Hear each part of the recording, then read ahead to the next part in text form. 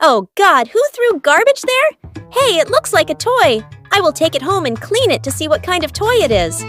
Oh God, it is stinking badly, and there is so much mud on it that it is very difficult to clean it.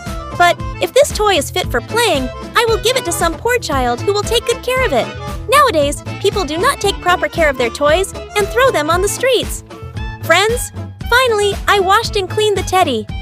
If you all also want that, I give this teddy to some poor child. Then like the video and write yes in the comment.